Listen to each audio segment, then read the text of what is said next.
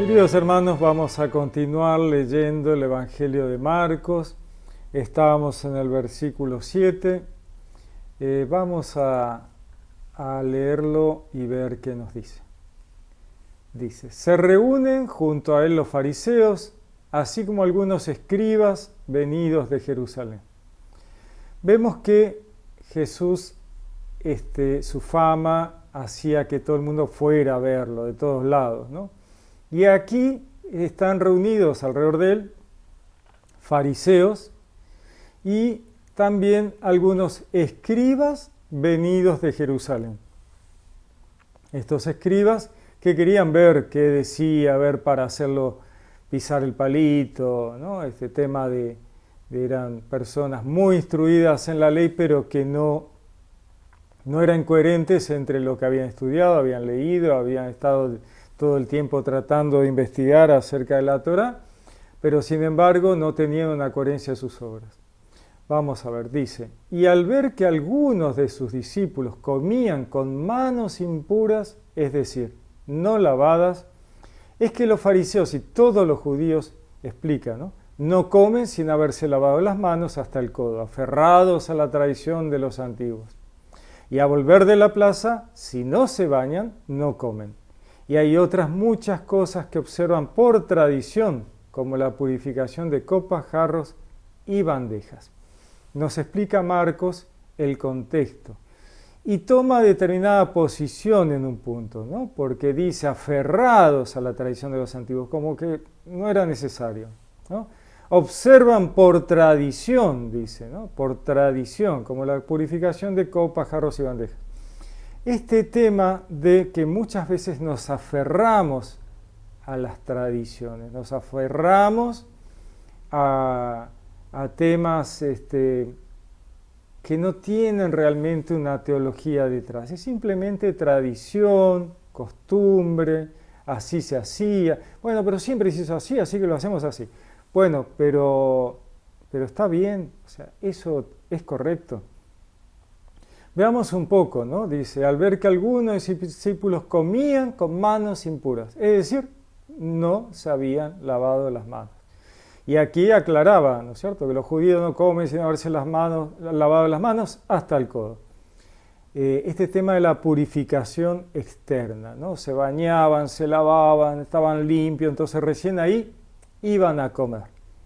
El tema es, ¿y por dentro cómo estábamos? Bueno, ahí está el punto, ¿no? No hay una coherencia entre la limpieza ritual y tradicional por fuera y lo de adentro. Puede que sí, puede que no. No es tan importante lo exterior como sí importante lo interior. Todo este capítulo va a tratar sobre esta coherencia entre lo exterior y lo interior.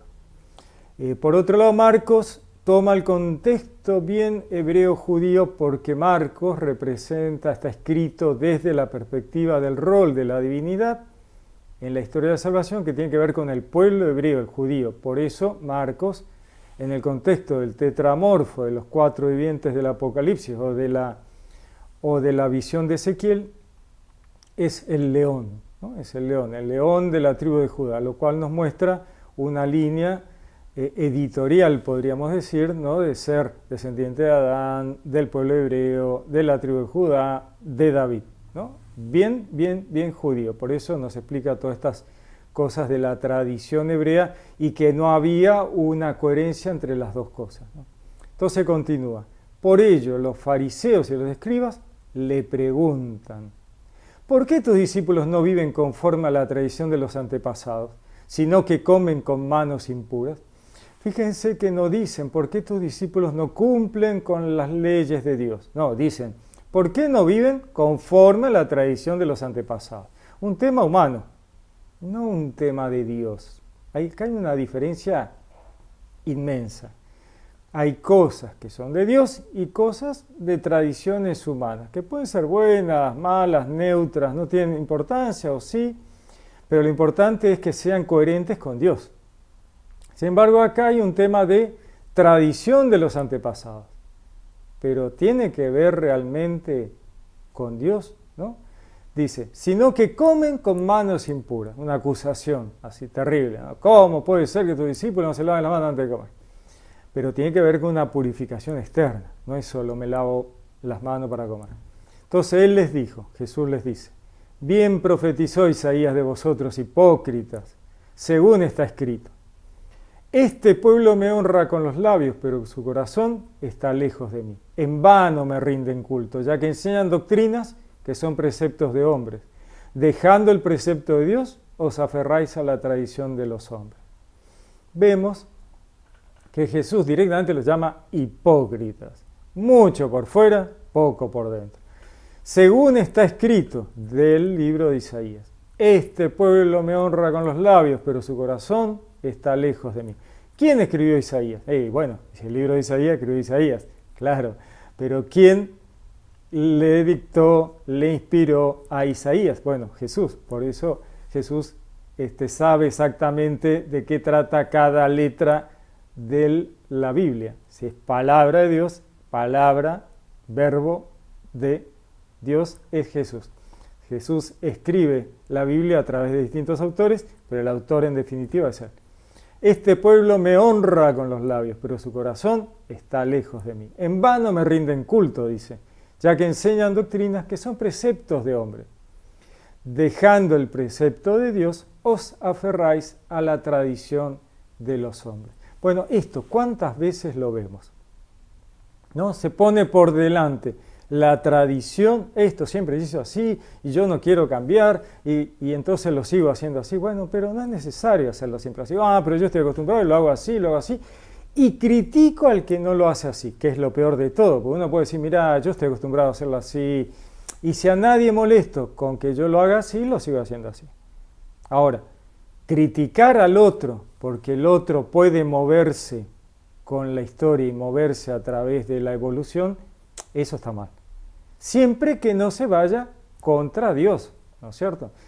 ¿Cuántas veces lo vemos, ¿no? En lo cultural, en la parte del culto, en la parte de lo cultural también, ¿no? Cuando tratamos temas que decimos, no, pero esto se hizo siempre así. Bueno, si ya no se hace más y ya no es necesario hacerlo así por distintos motivos, entonces ¿por qué insistir? Siempre que no afecte al otro, uno puede seguir haciendo como uno quiere, pero no hay que criticar al otro que evoluciona con los tiempos.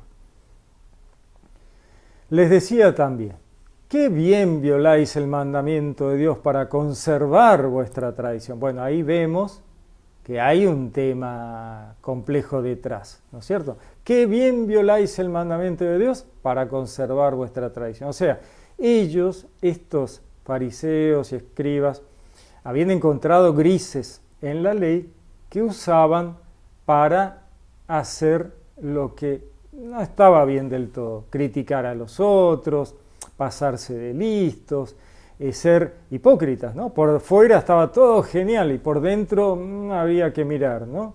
Entonces dice, qué bien violáis el mandamiento de Dios. Directamente Jesús los acusa de violar los mandamientos para conservar vuestra tradición, ¿no? Porque Jesús los conoce profundamente y ahora les va a mostrar en un espejo lo que ellos hacen y cómo critican. Les dice, porque Moisés dijo, honra a tu padre y a tu madre, y el que maldiga a su padre y a su madre, o a su madre, sea castigado con la muerte, ¿no? Ese es el mandamiento. Honra a tu padre y a tu madre, y el que maldiga a su padre o a su madre, será castigado con la muerte. Pero vosotros decís, si uno dice a su padre o a su madre, lo que de mí podrías recibir como ayuda, lo declaro corbán, es decir, ofrenda a Dios, ya no le dejáis hacer nada por su padre y por su madre, anulando así la palabra de Dios por vuestra tradición que os habéis transmitido. Y hacéis muchas cosas semejantes a esta. O sea, Jesús le dice, mire, y esto, y tengo mucho más para mostrarle, ¿no? O sea, mucho más le podría mostrar. Veamos el mandamiento, honra a tu padre y a tu madre para que se extiendas tu vida en la tierra que yo te voy a dar. Entonces uno puede pensar, bueno, si honro a mi padre y a mi madre voy a vivir muchísimos años. Y después te mirás por la ventana y decís, pero no ocurre esto siempre, ¿no? Este tipo honró a su padre y a su madre y se murió joven, no vivió 400 años. Y otro que no le dio ni 5 bolillas a los padres de la madre y vivió y viejo ahí, está dando vuelta todavía. Entonces, ¿qué pasa con el mandamiento de Dios? ¿No funcionó? ¿Qué es lo que ocurre en este mandamiento en particular? ¿No? Y entonces acá uno debe mirar las imágenes bíblicas y de qué se trata.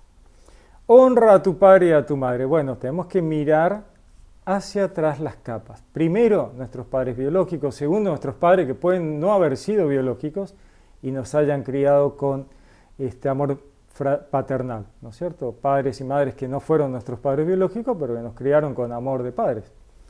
También subimos un estrato y tenemos, por ejemplo, a la iglesia, que es madre de todo cristiano, ¿no es cierto? Y también tenemos a María como madre de la iglesia.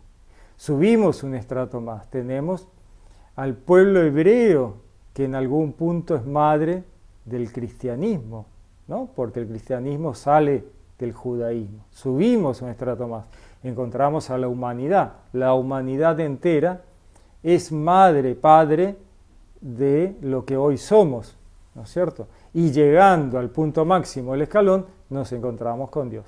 Entonces, honrar a padre y madre es honrar a todos los que han sido ancestros nuestros y de los cuales procedemos. Todos ellos debemos honrarlos. ¿Y se va a extender nuestro tiempo en la tierra que Dios nos va a dar? Y sí. ¿Dónde? En la tierra prometida. ¿Cuál es la tierra prometida? ¿Puedo ir al Estado de Israel a reclamar un terrenito por haber honrado a mis padres, a mis madres, al pueblo hebreo, a la humanidad, a Dios? ¿Puedo ir? No, no se trata de eso. El Estado de Israel no es la tierra prometida. La tierra prometida es el reino de los cielos, la vida eterna. Esa es la tierra prometida. Y ese es el lugar donde se van a extender el tiempo de vida allí, ¿no? Ese es el lugar, esa es la extensión de tiempo, esa es la tierra que Dios nos da. La tierra prometida, el reino de los cielos, la vida eterna. Entonces continúa Jesús, el que maldiga a su padre o a su madre será castigado con la muerte. ¿Qué muerte? ¿La muerte corporal? Todo el mundo muere de la muerte corporal, no hay forma de zafar de la muerte corporal. Vamos a morir al cuerpo, no hay duda, es así. Y entonces, otra vez, ¿cuál es la muerte de la que está hablando? La muerte segunda, la muerte del alma. Esa es la muerte que hemos de evitar, que debemos evitar. Al honrar a nuestros padres, nuestras madres, como ya lo hemos dicho, ganamos el reino de los cielos, la vida eterna, porque de eso se trata. Y esta gente estaba usando un gris de la ley para declarar lo que tenían, lo que estaban produciendo, riquezas, propiedades, qué sé yo, declararlo corbán, ofrenda a Dios. No, yo le ofrezco a Dios todo lo que produzco, ¿verdad? Para no darle a los padres, las madres, y en este punto no ayudar al oprimido, no ayudar al vulnerable, no ayudar al pobre, la viuda, el huérfano, porque de eso se trataba. No ayudo a nadie, me la guardo para mí y la declaro ofrenda a Dios. Genial, un pícaro bárbaro, como si Dios no viera en su corazón. Bueno, no llegaron muy lejos, ¿no? Y así estaba. Entonces dice, llamó otra vez a la gente y les dijo, oídme todos y entended. O sea, este que llama a Jesús, llamó otra vez a toda la gente y les dice, vengan a escuchar un poco, vengan. Porque todo este capítulo está hablando de lo mismo, está diciendo, bueno, vamos a ver un poco, miren lo que me acaban de decir estos señores, vamos a profundizar en esto, oídme todos y entended. Nada hay fuera del hombre que, entrando en él, pueda contaminarle, sino lo que sale del hombre, eso es lo que contamina al hombre. Quien tenga oídos para oír, que oiga. Jesús está haciendo un paralelismo muy sencillo entre la comida, ¿no es cierto?, que entra pura y sale impura. No, digamos clarísima. Bueno, pero no es realmente un tema de comida, sino de paralelismo, usando una imagen sencilla de lo que como y voy al baño, para mostrar realidades trascendentales complejas. Siempre es lo mismo. Jesús siempre utiliza y toda la Biblia es así porque Dios usa siempre el mismo sistema, utilizan imágenes sencillas, cotidianas, fáciles de entender, para transmitir realidades trascendentales complejas, complicadas. Justamente dice, quien tenga oídos para oír, que oiga, que haga el esfuerzo de entender. Entonces, Jesús lo que nos está hablando es de que aquello que viene de afuera, ¿no? Lo que vemos, lo que oímos, lo que vemos que otros hacen, lo que otros hacen, no tiene por qué contaminarnos. Nos contamina y nos puede llevar a un no alcanzar el reino de los cielos al salir de nosotros en forma de obras, de acciones, de pensamientos, de palabras. Ahí es donde nos contaminamos. Al procesar mal lo que hemos visto, oído, hecho y sacar de nosotros cosas malas. No es algo obligatorio, obviamente. Todo lo que podemos largar tiene que ser santo, bueno, puro, pero si no es así, nos contaminamos. Dice, y cuando apartándose de la gente entró en casa, sus discípulos le preguntaban sobre la parábola. Quedaron pensando los discípulos y decían, ¿qué onda? Y él les dijo, ¿con que también vosotros estáis sin inteligencia? ¿No comprendéis que todo lo que de fuera entra en el hombre no puede contaminarle? No puede contaminarle. No debe contaminarle, ¿no? Porque en definitiva el libre albedrío hace que uno termine pudiendo ser contaminado.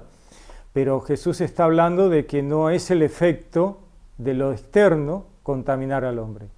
Que no es inexorable, de eso está hablando, de lo inexorable. No es inexorable. Es una elección de uno. Dice, pues no entra en su corazón, sino en el vientre y va para el excusado, ¿no? El paralelismo con la comida. Mira, lo que viene de afuera no te contamina. Pues no entra en el corazón profundo del alma, sino que va al vientre, lo pasional, y se desecha. No debe anclar en el espíritu, en el alma, ¿no? Así declaraba, dice Marco, puro todos los alimentos. Jesús está rompiendo los paradigmas del judaísmo. El tema de la alimentación como modelo de dejar afuera a los paganos, los gentiles, ¿no? Ellos eran los puros, los otros eran los impuros. Entonces, así de esa manera, con este paralelismo sencillo con la comida, declaraba puro todos los alimentos. Y de la misma manera a los gentiles y a los paganos, eso lo vemos. Luego, por ejemplo, con Pedro, cuando Dios le muestra el tapiz del cielo, que le muestra de todos los animales, le dice Dios a Pedro, Pedro, sacrifica y come. Y luego de eso va a haber a la familia romana que se convierten y el Espíritu Santo baja en ellos antes de que Pedro los haya bautizado. Pedro queda que no entiende nada, dice, ¿qué pasó? ¿Cómo que a estos gentiles, a estos paganos, el Espíritu Santo baja sobre ellos si yo todavía no los bauticé? Así que vamos a bautizarlo, pues si el Espíritu Santo ya está en ellos, ¿cómo yo les voy a negar el bautismo? ¿No? Es genial. Dios le está diciendo, todos son puros porque son todos creación de Dios. No declares vos impuro a los paganos cuando yo los creé puros, ¿no? Volvemos al mismo paralelismo de Jesús aquí. Y les decía, lo que sale del hombre, eso es lo que contamina al hombre, porque de dentro del corazón de los hombres salen las intenciones malas, fornicaciones, robos, asesinatos, adulterios, avaricias, maldades, fraudes, libertinajes, envidia, injuria, insolencia, insensatez. Insensatez. El actuar sin razonar, insensato, ¿no? Fundamental, actuar razonando para ser sensato. Y a partir de ahí todo lo demás se resuelve, ¿no? Una persona sensata obra correctamente o debería obrar correctamente. Dice, todas estas perversidades salen de adentro y contaminan al hombre, salen del fondo del corazón que no ha sido trabajado, que no ha razonado para corregirse, arrepentirse y obrar correctamente. Y ello es lo que contamina al hombre en un juicio futuro. Y partiendo de allí se fue a la región de Tiro, y entrando en una casa quería que nadie lo supiese, pero no logró pasar inadvertido. Vemos que Jesús va a la región de Tiro. Tiro, Sidón, región de paganos, de gentiles, ¿no? Partiendo de allí se fue a la región de Tiro y entrando en una casa quería que nadie lo supiera, pero no logró pasar inadvertido. Todo el mundo anda atrás de él, todos quieren estar con él. Sino que enseguida, habiendo oído hablar de él una mujer cuya hija estaba poseída de un espíritu inmundo, vino y se postró a sus pies. Entonces enseguida que supieron que estaba ahí, viene una mujer desesperada porque había oído hablar acerca de él, una mujer ahí de Tiro, y esta pobre mujer tenía una hija poseída por un espíritu inmundo y se tiró a los pies de Jesús. Esta mujer, dice Marcos, era pagana, sirofenicia de nacimiento, y le rogaba a Jesús que expulsara de su hija al demonio. Él le decía: espera que primero se sacien los hijos, pues no está bien tomar el pan de los hijos y echárselo a los perritos. Pero ella le respondió: sí, Señor, que también los perritos comen bajo la mesa migajas de los hijos. Tremendo, ¿no? Porque uno dice, qué mal día para ir a molestar a Jesús, ¿no? Qué tremendo, mira lo que le dijo, volvamos mañana, ¿no? Algunos de los discípulos han dicho a esta mujer: ¿qué te parece si venís mañana, que hoy no está el horno para bollos, como decimos? La cosa no estaba bien. Pero sin embargo acá hay un tema clave. Jesús siempre usa como espejos, ¿no? Como le puso el espejo a los fariseos y escribas, diciéndole: ustedes hacen esto y aquello, yo lo sé muy bien, ustedes son unos hipócritas. En este caso le pone el espejo delante de esta mujer sirofenicia. ¿Por qué? Porque los sirofenicios, los de Tiro, Sidón, habían hecho en la antigüedad incursiones en territorio de Israel y se llevaban a los israelitas, los hebreos, se los llevaban de esclavos, los esclavizaban, ¿no? Tremendo. Y esta era la forma en que ella seguramente trataba a su esclavo hebreo. Espera que primero se sacien los hijos. No moleste, perro. No molestes, perro. El hebreo, perro. ¿No? Pues no está bien tomar el pan de los hijos sirofenicios, ¿no? Y echárselo a los perros hebreos. Tremendo, tremendo, ¿no? Jesús le devuelve algo que ella sabe muy bien que había hecho, y ella se arrepiente, toma conciencia inmediatamente, dice: sí, Señor, tenés razón, qué mal que estuve mal, dice. Entonces le dice que también los perros comen bajo la mesa migajas de los niños. Ella le está diciendo: mira, yo soy perro hoy y estoy debajo de la mesa de los hebreos. Por favor, dame un poco de las migajas de aquello que caiga de la mesa hebrea, ¿no? Él es el alimento en la mesa hebrea y ella quiere al menos las migajas. Una muestra de extrema humildad. Dame de las migajas. No te pido el pan que está sobre la mesa, te pido las miguitas que caen. Él entonces le dijo: por lo que has dicho, vete. El demonio ha salido de tu hija. Espectacular, ¿no? Fíjense que ni siquiera fue necesario que se moviera, que fuera donde estaba la hija. No, anda, ya está. Por tu arrepentimiento, tu conversión, tu comprensión, tu entendimiento, ya está. El demonio ha salido de tu hija. Dice: volvió a su casa esta mujer y encontró que la niña estaba echada en la cama y que el demonio se había ido. Continúa. Se marchó de la región de Tiro y vino de nuevo por Sidón al mar de Galilea, atravesando la Decápolis. Le presentan un sordo que además hablaba con dificultad y le ruegan imponga la mano sobre él. Recordemos, imponer la mano sobre él es una forma de la sombra de Dios. Y lo cubrió con su sombra, dice el Antiguo Testamento, el Nuevo Testamento, y lo cubrió con su sombra. Dios cubre con su sombra y ahí la fuerza de Dios realiza el milagro, que es una forma, una imagen del milagro de Dios de hacer sombra sobre lo que sea, ¿no? Para producir el efecto, ¿no? El Espíritu Santo, la sombra de Dios. Él, Jesús, apartándole de la gente a este sordo, lo lleva a solas, le metió sus dedos en los oídos y con su saliva le tocó la lengua. Y levantando los ojos al cielo dio un gemido y le dijo, Éfata, que quiere decir, ábrete. Se abrieron sus oídos y al instante se soltó la atadura de su lengua y hablaba correctamente. Vamos a ver un poquito.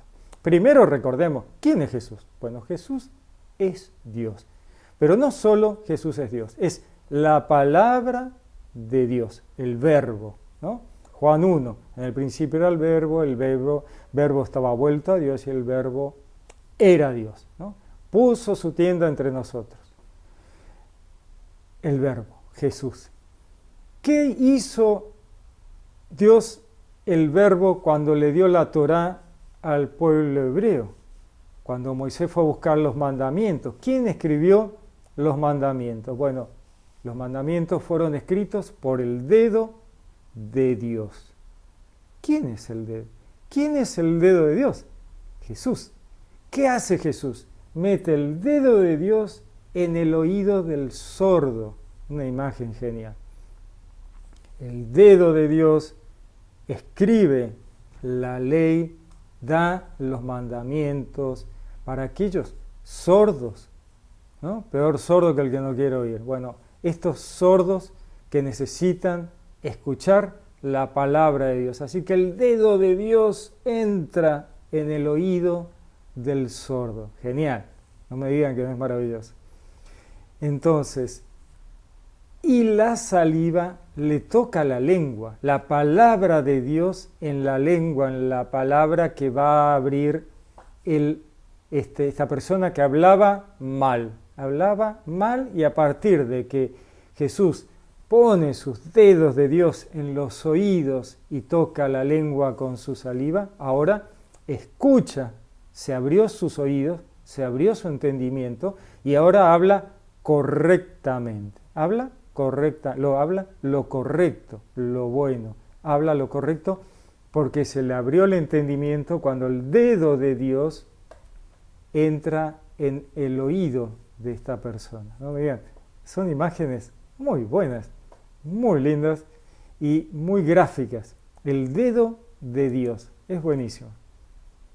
Continúa. Jesús les mandó que a nadie se lo contaran, pero cuando más se lo prohibía, tanto más ellos lo publicaban. Y sí, claro, imposible. Salí y salía a los gritos. Y se maravillaban sobremanera y decían, todo lo ha hecho bien, hace oír a los sordos y hablar a los mudos. Buenísimo, buenísimo, me encantó, espectacular. Muy, muy, muy bueno. Muy bien, les deseo un lindo día, que Dios los bendiga, los saludo con gran afecto. Les habló Pablo Castro.